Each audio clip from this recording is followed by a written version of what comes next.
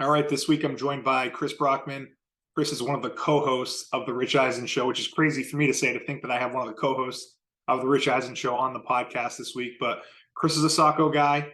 As cool as it is to listen to him talk about the LA lifestyle, the working with Rich, all the cool people he's interviewed, all the cool people he's met, and the experiences that he's had, the thing I liked most about the conversation I had with Chris was how he had a goal through college, after college, what he wanted to do.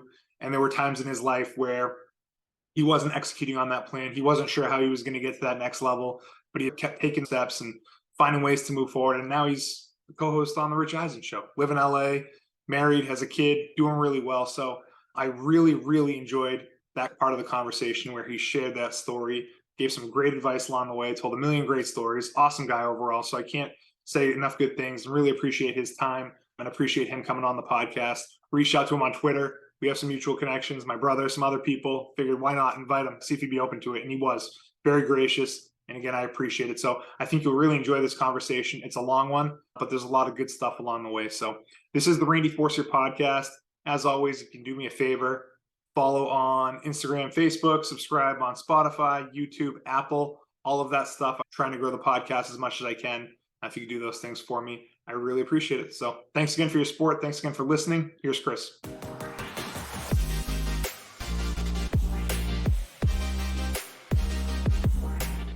Chris Brockman, thank you so much for coming on the podcast. I appreciate it. Hey, Randy, pleasure to be here. Great to talk to you, man. How's everything going? Good, man. This is a big day for the podcast. I typically don't allow Thornton Academy people onto the podcast, so I made an exception for you. But didn't you say you work in Socko? So like you're already there, man. It's like right down Main Street. You know, I don't tell many people that, so I try to act like it's all Biddeford. But it's good, man. I'm happy to have you on. You're doing big stuff out in LA on the Rich Eisen Show, and I want to get to all that. But what I was hoping to do is talk a little bit about where you started and then kind of make our way there. So why don't you share a little bit about your background? You're not originally from Maine. I'm not originally from Maine. I was born in Pennsylvania, but I don't remember living there. My dad was in the Coast Guard, and so we moved a lot growing up. We lived in Alaska. And then we went to Virginia, which kind of begins my memories in the late 80s. And then we moved back to Alaska when I was 9. Yeah. And then we moved to Maine when I turned 13. So, and then, I kind of consider Maine home. My mom and my sister still live there. My sister is a teacher at Socko Middle School. And she's been there for a long time.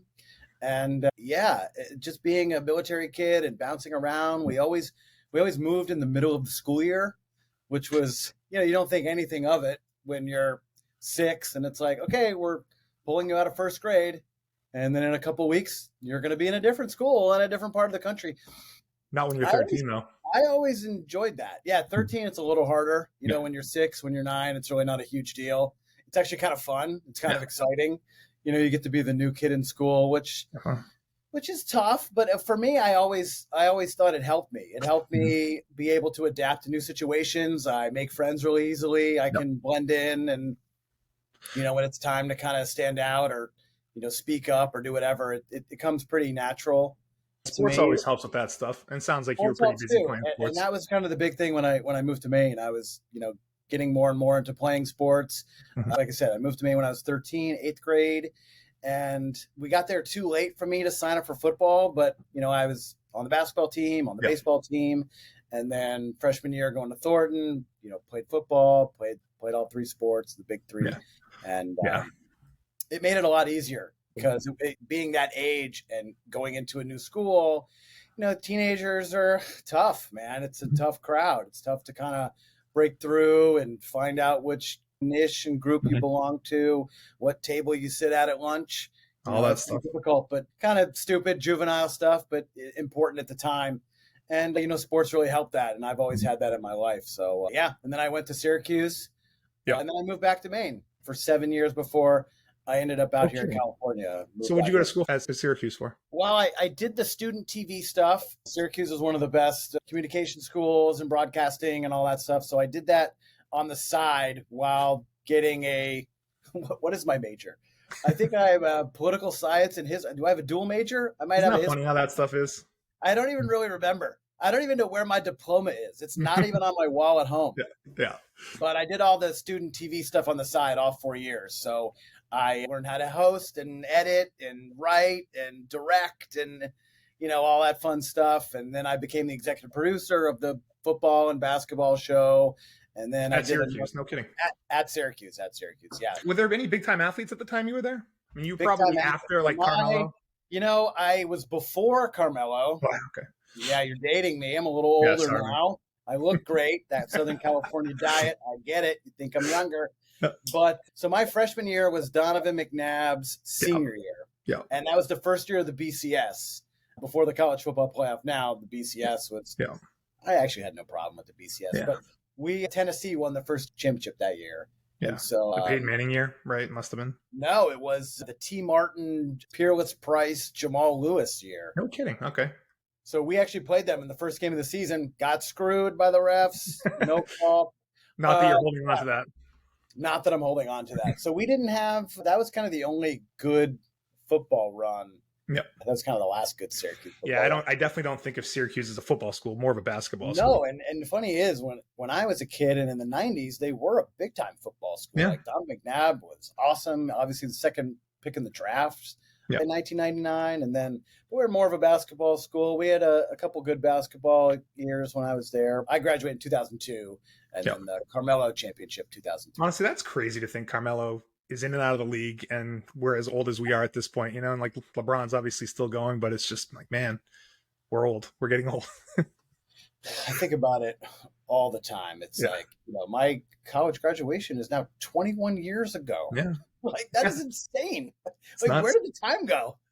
I used to remember thinking, like, looking at pro athletes and being like, these guys are all older than me. And, now it's like they're all way younger than me.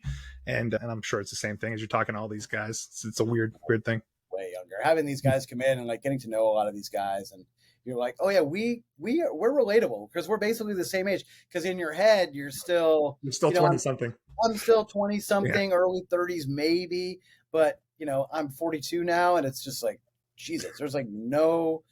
Tom Brady is like the only one. He really is the only one, It's great. I love it. So at Syracuse, did you have a different path in your head other than going back to Maine, or you went back to Maine to figure things out?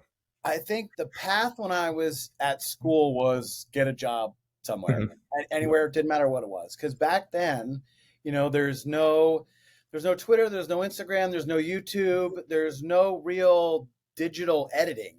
Whereas, today you can live anywhere, do anywhere. You're doing a show. You're in Maine right now. I'm in California, and we're having a conversation in real time, totally. And you're going to upload it in a matter of moments, and then it'll be off and running. Easy. So back then it was, I had to come up with a tape. I had to rig 2 VCRs together to dub it so I could create tapes to send to TV stations. And so I spent, in my mind, it was like wherever I get a job, that's where I'm moving because this is the path I'm supposed to take. I'm going to go to some really small market and I'm going to do a good job there for 1 to 2 years. And I'm going to go to a slightly better market and then a slightly better market. And then in 10 years, maybe I'll be back in Boston and it'll be awesome. Well, that's kind of what happened. Maybe skipped a couple steps along the way, but I did kind of skip a few steps along the way. But in my head, it was, send stuff out all summer long, resume tapes, and then hope to hear back. And then it's, it's one rejection letter after another. This is summer 2002, and you're just thinking, man, I am just striking out all over the place. Am I actually good at this? I thought I was good at this. Yeah. You're pretty much just playing the waiting game. Yep. Well, all right, let's see how long my money will last. I bet. And then, and I'm sure there's a lot of people at that age back in 2002 that are trying or want to do the things that you do. So it's like things have to just work out a certain way. And they ultimately do. It's so stupid and cliche to be like, everything happens for a reason. But yeah, it was like, I was hanging out at the Thorne Academy gym for a little, just like working out, playing some hoops. And Kevin Kiesel was the coach back then. Still is, which is kind of amazing. And he was just like, hey man, like, are you going to be around this fall? What does the job look like? And I'm like, I really don't know. I had a lead on something in Georgia, like a really small TV station. And that ended up falling through. And he was just like, look, if you're going to be around, I mean, we need some help. We got a spot open to coach wide receivers and to help Greg Parody do the defensive backs. and, you can work with the JVs. And I was like, sounds awesome. Like, that would be great. I'm here. And as long as I'm here, I'd love to do it. And, I was really tight with George Mendros, and he was running the substitute teacher program at the time. And he was like, I could get you in doing this, 3, 4, 5 days a week. I was like, great. That sounds awesome. Yeah. I'll coach a little football, I'll substitute teach. Like, that's super easy. And I'll just see, when something comes up with a real job in the path that I want to go down, I'll bolt and I'll do it till then. And I ended up being a TA the whole year. Yeah. So it was 1 year at TA coaching. I did 1 year TA. So I did the football thing, and then I helped out Craig Agresti. I did freshman basketball with him. I think that might have been Bob's first year. Bob Davies might have been his, because he took over from Mike Nelson. It was one of his first years. And then so I helped Craig do freshman. And then for baseball, Greg was the coach. And so I kind of would just go a couple days a week and throw batting practice and just kind of help out. But yeah, I did that for the whole year. And I didn't really think about my career or the job at that point. And then that summer it was like, all right, well, what am I gonna do now that school's over? Teaching was the backup plan, I guess. And so I wasn't ready to kind of hit go on the backup plan. I was like, I still want to give this a real try. And so, did you seek out the Journal Tribune, or did someone? So the Journal Tribune thing was like even more random than kind of landing at TA. So I spent the whole summer, I was reapplying to TV stations, but then I was like, okay, well, I just want to get in the door somewhere. Yeah. So I started applying to colleges for SID positions and assistant SIDs, just trying to get a foot in anywhere. I started looking at newspaper jobs, and then nothing happened, and then the money ran out. And so I actually started working at Target overnight. No kidding. My sister worked at Target in South Portland for a little while. The South Portland Target, I think it just opened. Yeah. And so it paid $9.75 an hour. It's nuts, man. And I was like, this is the most I'm going to make in the immediate. And so I need to do something. So I started doing that, and I couldn't believe that I was doing it. And it's funny. I remember saying to myself throughout those shifts, I was like, this is just all going to be part of the story. Like someday I'm going to look back at this. I'm going to be like, man, remember when I did that? That was pretty wild.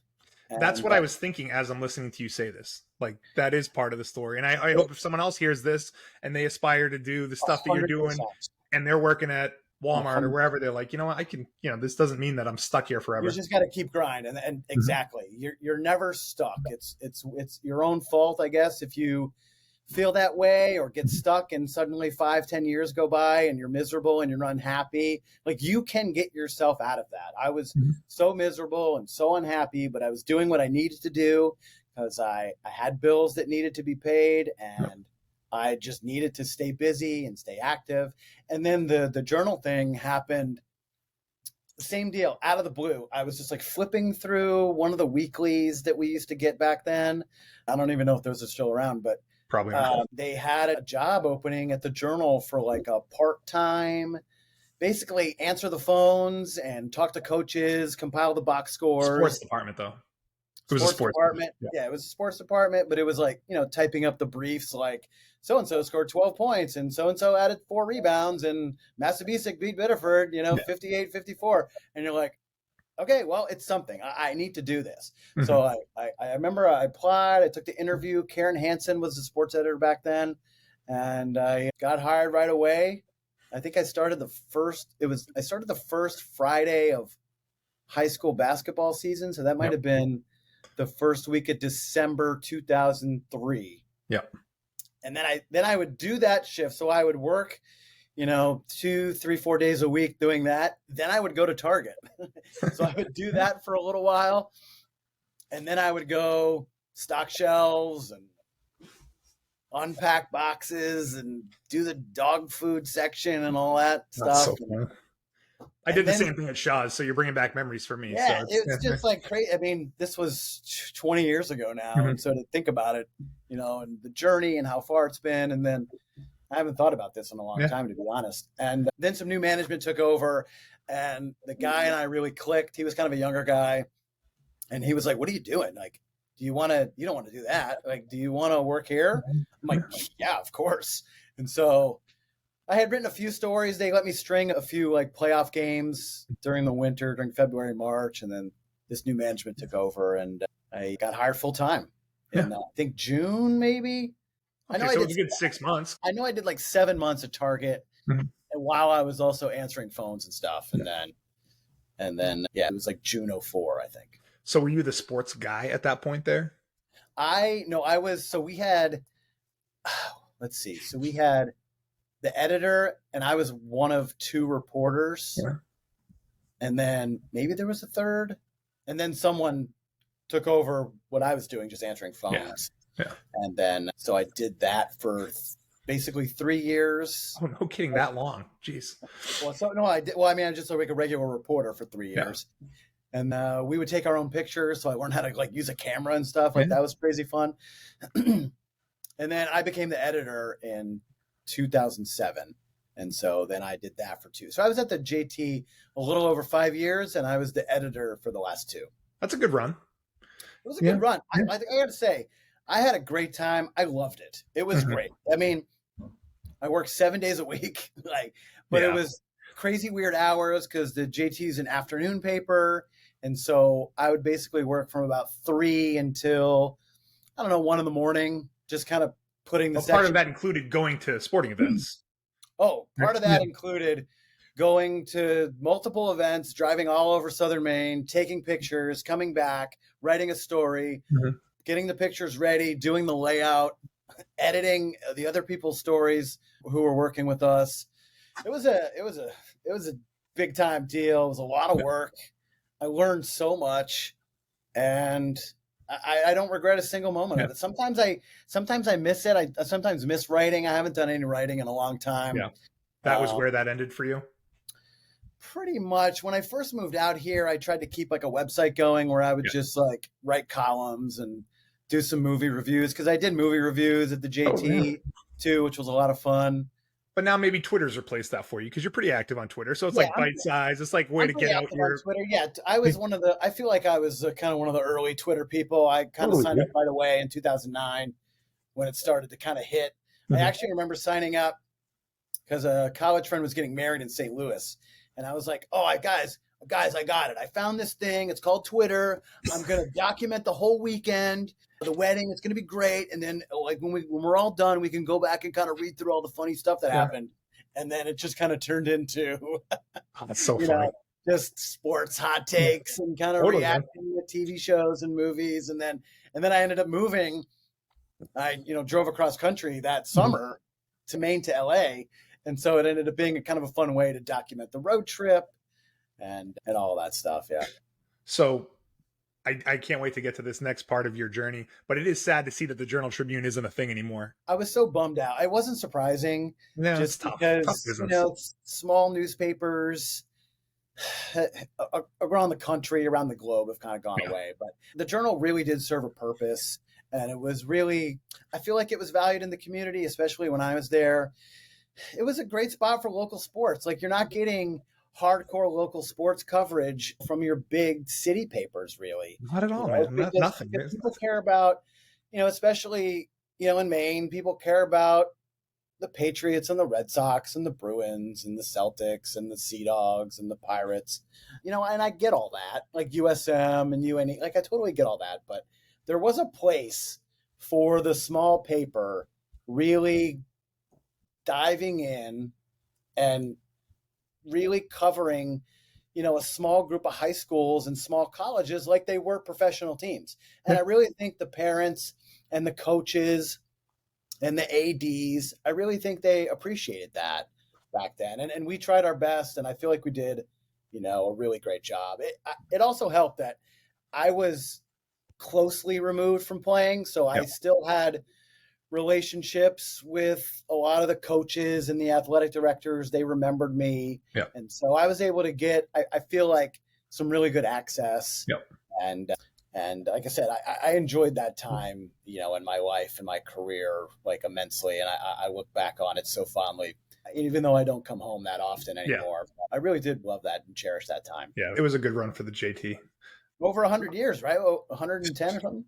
I think so, man. But now it's like there's no effective way to get local news out to people. Facebook is probably the most effective way. But I was talking to someone about how there was a school board vote this past week and 250 people voted for it. And it's like, no one even knows that sort of stuff happens anymore. And the Journal Tribune was perfect for that sort of stuff. And especially for the sports stuff too. So it was a big deal as a student, never mind parents and coaches, as a student to have your picture in the Journal Tribune. When your picture got in the paper, it was the craziest, coolest thing ever. Yeah. You know, and you could order prints and you could get the negatives and like have them up forever in your house. And, right, I'm totally all that stuff. You just made some kid's day by, having their picture on the front page. Like, it was so cool. So that is a bummer. So what happened to get you out to LA from the Journal Tribune? Did you go out there with nothing planned, or did something pull you out there? I had something planned, even just on a temporary basis. Mm-hmm. So I went to school with a couple of my friends who worked at NFL Network, and they were at this wedding that I was at in St. Louis that I mentioned in May. And they kind of came back and was like, what are you doing? Do you want to? I'm like, I got to get out. That wedding was just so fun. It was like, this was a group of people who lived in LA. They had already gone. And I was like, I got to get out there, man. Like, I just kind of reached my peak, my cap in May, and I just kind of plateaued there. And I was just like ready to move. And I needed a big life change, kind of at that point in my life. I was like 28, almost 29, and I just kind of needed something. And they just kind of put the feeler out. And somebody reached out to me and was like, hey, these people have said that you're interested. Like, we're having some hirings for the upcoming NFL season. It'd be just a seasonal basis if you're willing to come out and interview. Yeah. And I remember saying to the guy who I'm still friends with to this day, I was like, you realize I'm in Maine, right? Like, I can't just pack up and go to LA for one day to interview. And he goes, well, we're interviewing on this day. We'd love to have you here. And I go, okay. So I had one credit card at the time that didn't even have a very high max. Yeah. And I was like, well, I guess I got to go to LA for the day. So I kind of like stealthily flew to LA for 24 hours. I had someone cover. I went on a Tuesday and I had someone cover that night at the JT, like putting together the sports page. I was like, look, I'm going to LA for this interview. I need you to take care of tonight. It should be easy. There's not a lot going on. And I'll be back on Wednesday, I promise. Mm-hmm. And I flew out there. One of my friends picked me up at the airport. I slept on their couch. We drove around town. He kind of showed me some of the sites. I ended up interviewing at NFL Network for like 4 hours that day. Yep. And they were like, cool, well, we'll call you in a couple weeks. And I'm like, all right, that's it. Wow. Dude, like, great story though, man. Just making it happen. Just like making it happen. And then that's not even half the story. So a couple weeks later, it's a Friday I'm doing the Friday weekend section. I'm like doing the NASCAR page and like getting all the features ready because there wasn't much going on because it was early July. Ugh. And I get a call. And then the guy was like, we want to offer you a position because I had said, look, if I'm going to move out here, I know it's only for the season, but I kind of need 5 days a week because, I got a fun job in Maine. And he offered it to me. He said, we'll meet everything you asked. And I remember telling him, I'm going to think about it over the weekend. Ooh, all right. That's some hardball with him. All right. I mean, I wasn't even trying to do a power play. I literally just wanted to think about it because it was such a big move. And I wanted to talk to my parents about it and just see what they thought. And looking back, it was stupid. Like, why would I do that? But then my dad actually gave me the best piece of advice, maybe I ever got. And he was just like, look, what is there to think about? You're never going to get this chance ever again in your entire life. And I was like, you're right. So then I called the guy back on Sunday. I was like, when do I start? And that was kind of the end of it. I gave my 2 weeks. The last event I ever covered was the Lobster Bowl that year. I wrote a farewell column, which I'm still very proud of. Yep. Packed up everything I owned into my 1999 Chevy Tahoe and started driving. What was the position at the NFL Network that you got hired for? I was a seasonal production assistant. Okay. Their show Total Access, it was basically just like working on that. That's their everyday show. So it was doing behind the scenes stuff. It was listening to sound. It was searching for B-roll clips, putting together, 20, 30 seconds, just finding that stuff, working with an editor to do all that on a daily basis. During the season, it was watching a game, logging it, cutting highlights on Sundays, writing shot sheets. All the stuff people don't realize is being done. All the stuff that if you watch SportsCenter or MLB Tonight or any of even your local news, even Channel 6, even David on Channel 13, all the stuff that he does on a daily basis.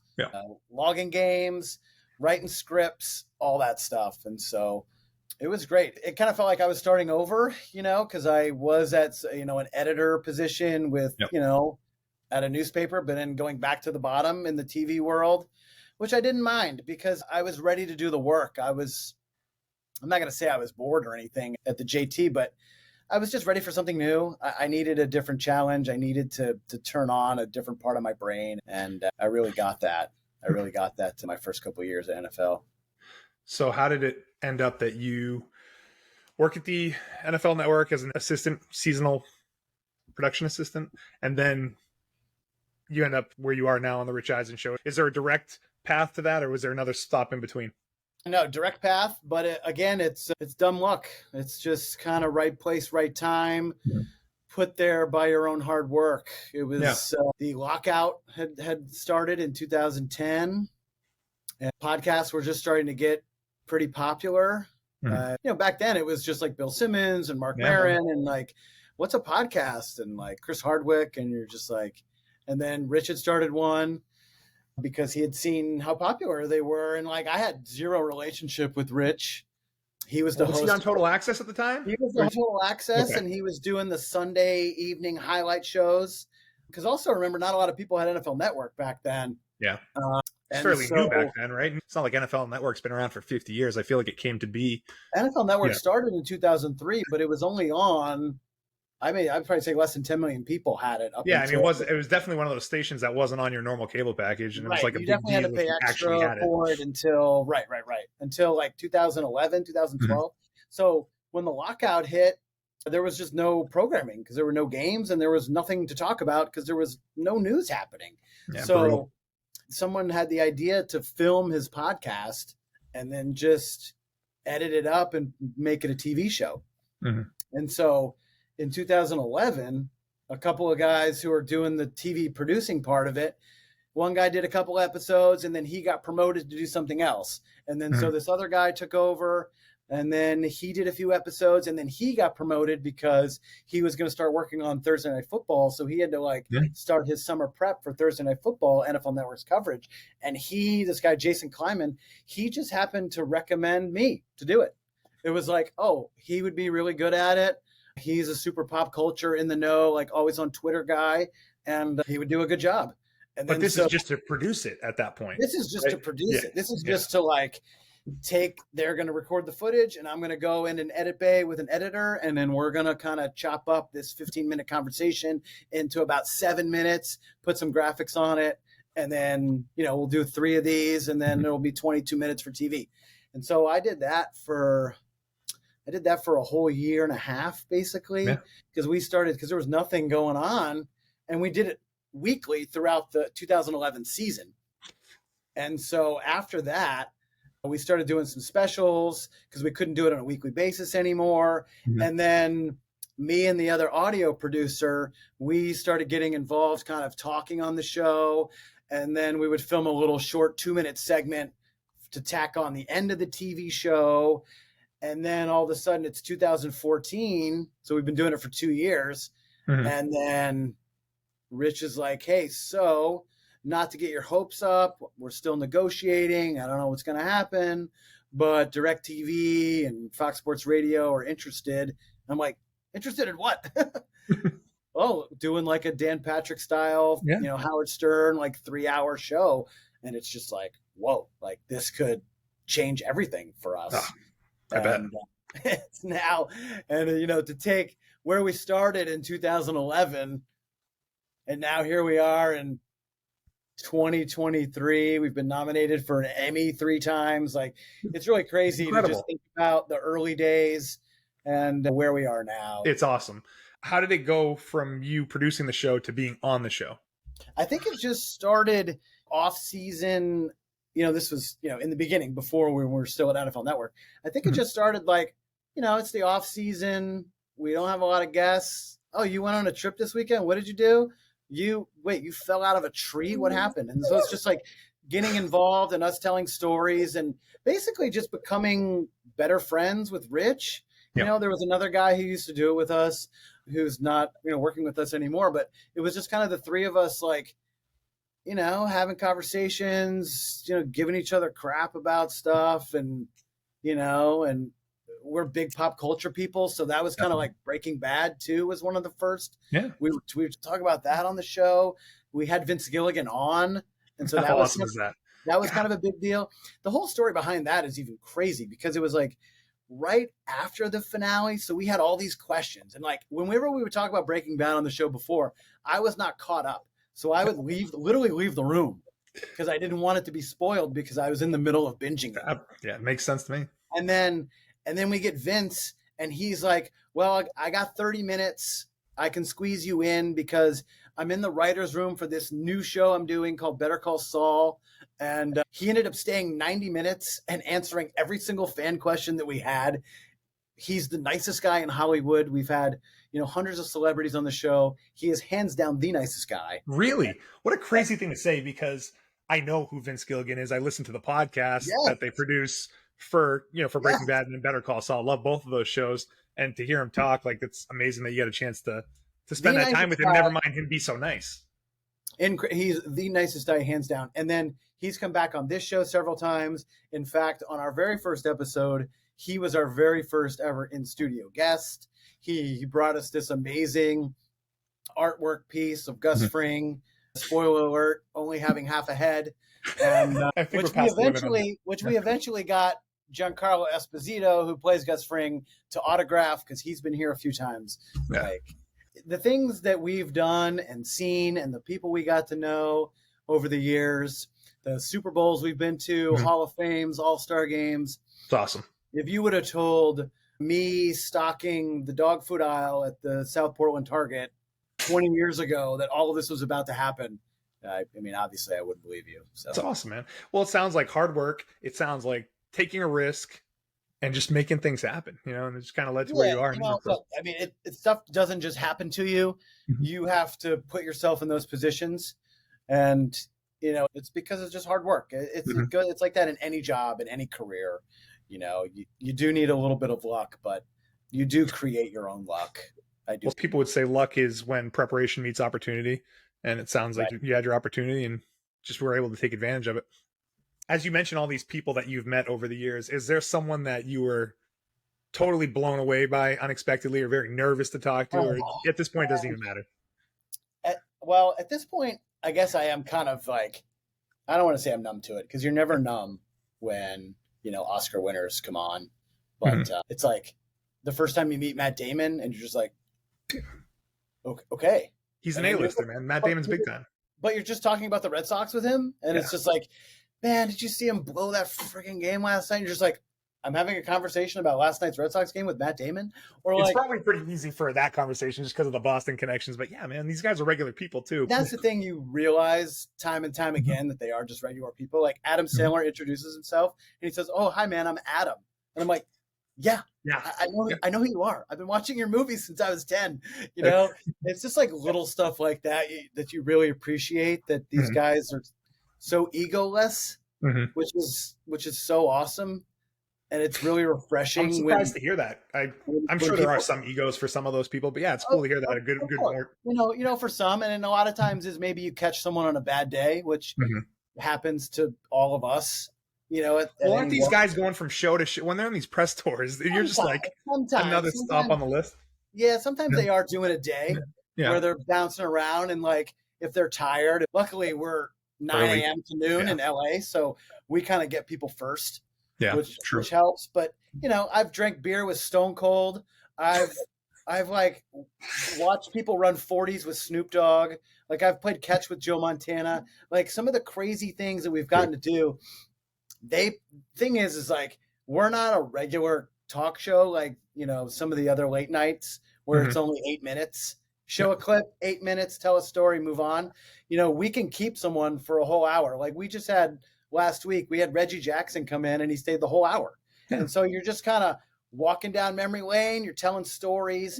And so, celebrities, when they come here, know that they can kind of let their hair down a little bit, talk about their favorite sport teams. Like if Ashton Kutcher wants to bitch about the Bears, he can do that. People will come on and they just feel comfortable because they know Rich. They know that he's got a great personality. He's very quick. He's very smart. He's asked great questions, great interviewer. And, we're not trying to play gotcha and create viral clips in the bad way. We're trying to have fun, tell great stories. Totally. Kevin Pollak comes on and tells us about Jack Nicholson in A Few Good Men. And it's like, this is the greatest story I've ever heard. Yeah. And so, we're lucky that we get a handful of those moments throughout the year. And, people want to come back. That's the other fun part is that when you get someone, they're always like, can't wait to come back. And they come back a year later because they're promoting either the same show or a new project, a new movie. And they're like, I can't believe it's been a year. Why don't you have me back more often? And it's like, anytime, like, come on down. Yeah. So and get your regulars. And I think that's what's great about shows like what you guys have is the long form potential for people to sit down and talk that the talk show stuff, that 8-minute stuff that seems like in the past, and everything I love about podcasts is that are those long conversations. I mean, honestly, half the podcasts I listen to are 2 or 3 hours long, so it's actually insane. And it's fun it's fun when they're willing to come in and kind of tell stories. Like, we still have radio partners and, I know some of the station managers get offended and upset when people swear, but we kind of take that as the ultimate compliment. Like, yeah, someone is so comfortable with us and our setting. We have such an amazing set that they're, they kind of forget that they're on TV and radio. So they drop F-bombs and S-bombs. Yeah. It's like, we kind of laugh like, oh, okay, just make sure you don't do that again. But we kind of are like, this is cool that they're so comfortable with us and that they're willing to kind of just free flow the conversation and not really see the cameras. I agree. That is a sign of being comfortable. I'm surprised. I mean, that's a real thing, huh? Radio managers, they'll get upset about a swear. I mean, I guess someone complains and next thing you know, there's a bunch of issues. I forget who it was. Like somebody like a month ago dropped an F-bomb and then we got an email from a station manager like, so-and-so dropped an F-bomb at 11:48. You're just like, really? Oh, man, brutal. I guess that's just part of the deal. You didn't think that interview was awesome? That's the one thing that we want to point out about it. I was like, okay. How great has it been working with Rich over the years? Rich is great, man. It's funny because I remember when I was in high school, we didn't have cable. So I kind of missed a good amount of the Craig Kilborn Sports Centers. Yep. But then when I got to college, Rich was kind of in the heyday with Stu. And so it's so funny to think about watching Sports Center back then with my buddies on a 13-inch TV in a dorm room. Mm-hmm. And now Rich is one of my best friends. And we've worked together for a dozen years now. And I remember when he only had 2 kids and now he has 3 kids. Yeah. And, going over there and Sunday dinners because I was single and I'm not, hey, what are you doing for dinner? Well, I'm going to have a peanut butter and jelly sandwich like I do every single day. Well, why don't you come over? We're making so-and-so Thanksgiving's going over there. And it's me and Marshall Falk because we're not at home having Thanksgiving dinner with the Eisens. And that's insane. It's really wild. And so, his family's been so good to me over the years, seeing his kids grow up and going to his son's Little League games this year now. I remember when he couldn't walk. And so, I felt like a part of his family for a long time. And, what he's done for me and my career and my life, I'll never be able to repay him. And so, the only thing I can do is come on and give him a hard time about being a Jets fan. Oh my God, he's a Jets fan, so he must be loving this off season. He's Jets and Yankees, 2 of the teams I hate the most. The funny thing is when he was at NFL Network, kind of as the face of Total Access and all that, the Jets fandom wasn't really out in the forefront. Mm-hmm. But since we've been doing our show for a while now, I've kind of gotten him to embrace the fandom. Like he's super hardcore Michigan, especially with Harbaugh, the last, 7-8 years. Yeah. So, but he's out there now with the Jets because he's kind of feeling himself because he thinks that Rodgers is going to do something. And I'm like, bro, this is going to end just like Favre, man. Like, come on. What do you think is going to happen? It's the Jets, man. It's the Jets. It's like what Yogi Berra told Derek Jeter about playing the Red Sox. Look, man, we've been beating these guys for 80 years. What are you worried about? That's how I feel about playing the Jets. And then you say that, and then look what happened back in 2004. So is this the year for it? We'll see. Yeah. How do you like living in LA? I love LA. I knew that I always wanted to live here. I just didn't know how I was going to get here. Growing up. And then obviously got here. I love it. Look, man, I mean, this year has been kind of, woe is me, the guy who lives in Southern California. This year has been kind of rough. We haven't had that many sunny days, and we had the most rain we've ever had since I've lived here. Probably needed it, right? Or not necessarily LA, but Southern California. For sure. All of California needs all the rain we can get. But look, you can't argue with 300 days of sunshine. Anytime I've been in Southern California, I was like, I want to move out here. I do miss the thunderstorms and all that fun stuff, the Northeast weather. But, there's not a lot of humidity and there's no bugs and there's no snow. But the thing is, if you want all of that stuff, it's close by. Like, 2-hour drive to the mountains. It's, like 6 hours to Lake Tahoe. Like, you can get this stuff pretty easily if you want it. That's kind of what I tell people. Like, whatever lifestyle you want to live out here, you can. Yep. You're not locked into one thing, which is, kind of what I like about Southern California. But, my son is 3 now and super into baseball. So we have a backyard and we're doing that. And that's kind of what my days are like these days. Hey, 3 years old. It's a great age. Good times ahead. Starting with the baseball. It's a perfect age because like he can communicate now. The funny thing he says all the time is like, oh, maybe tomorrow. Hey, do you want to do something? Maybe tomorrow. But he can, if something hurts, he can tell you what hurts. If he's hungry, he'll tell you what he wants to eat. And so, we're getting into that real kind of fun zone.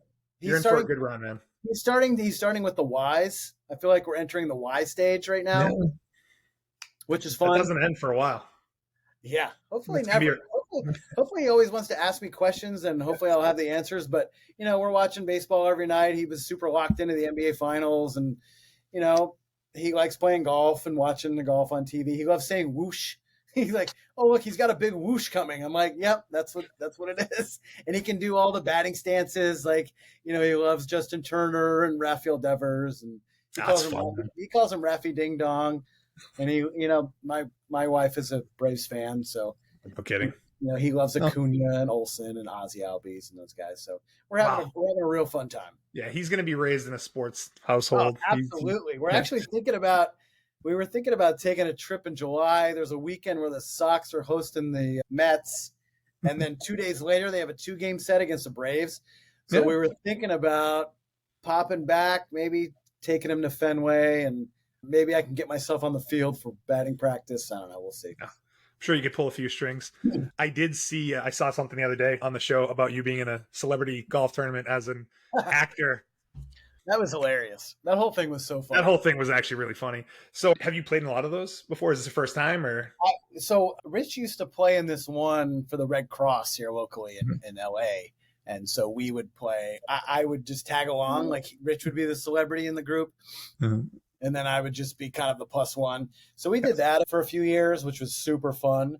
But this was the first time that I was the celebrity. And I felt so weird because the guy who put it on, Kevin Rahm, he's from Mad Men and Desperate Housewives and Madam Secretary, great guy. So we've gotten to know him the last few years at this Kansas City charity for Children's Mercy, Big Slick, which is run by Jason Sudeikis and Rob Riggle and Dave Koechner and a bunch of the Kansas City celebrities, Paul Rudd. And so we would go do that. And we got to know Kevin at this thing. And he was like, yo, you got to play my golf tournament. I was like, dude, say when. I'm there. So he invited me this year. And I was just like, man, are these people going to look at me like, who the hell is this guy? And why is he the celebrity in our group? But it was such a great time. The guys I was with knew who I was familiar with the show. They were like beer distributors in Florida and like we just played 2 rounds of golf, and I don't remember any of the golf. Like I haven't drank so much in my whole life, and it was such a great time for such a great cause for St. Awesome. Jude.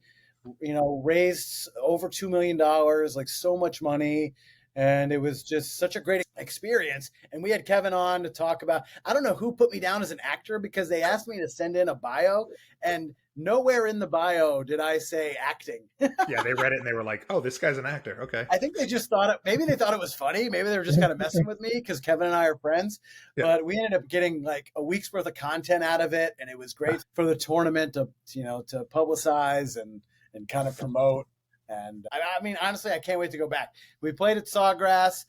I'm not ashamed to admit I put 2 in the water on 17, but I promise next year that won't happen. It was really hard.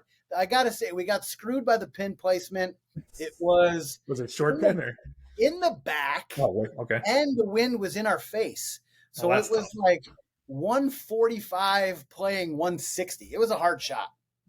You got to get your son some clubs and then get to the range with him. If you can get him in, then it'll get you out there more. And he has a mini club that we got him. So when he was like first starting to walk, he would hit balls in the backyard. And it was kind of amazing, like his hand-eye coordination. And then we had some construction done. We kind of did some remodeling in the backyard, and we couldn't go back there and play. So we kind of lost a little interest there. And then baseball has kind of taken over that. Which I'm totally fine with. There's plenty of time for golf. I didn't really start playing until after college. Yeah. So there's plenty of time. It's tough when you're playing all those sports you were talking about. Coaches don't want you doing anything else but that. No, of course. And it was like, back then, it was during football season, you focus on football. And then when that was over, it was basketball season. Then you focused on basketball. And then when basketball was over, you focused on baseball. And then in the summer, you got to do all 3. You got to work out for football. Yeah. You got to play in summer league basketball, and then you're playing double headers every weekend in summer. It just never stopped. So there was really no time to play golf growing up. It's the best. It was. I do miss playing a lot. Dude, I appreciate you coming on the podcast. Thank you so much for spending the time. I could listen to stories all day long. I've got plenty of stories. I'm happy to come on anytime. Yeah, I appreciate it. Congrats on the success. I hope someone listening to this is sitting here thinking, you know what? Chris has an awesome story about how he ended up in LA doing what you do, and I could do the same thing. And that's kind of the goal of having you on. Absolutely. And anybody who sees this, do not hesitate to reach out. Like send me a DM on Twitter or Instagram, and I'll help you any way that I can, because I was once in your shoes. And trust me, it's a lot easier to get yourself out there now than it was when we were growing up with all the different social media platforms and YouTube. It's like very easy to get started. And if you need any help or need anyone as a guest, I'm here for you. Do not hesitate. Awesome, man. Very gracious. Thanks again. Appreciate it. Thanks, Randy. All the best.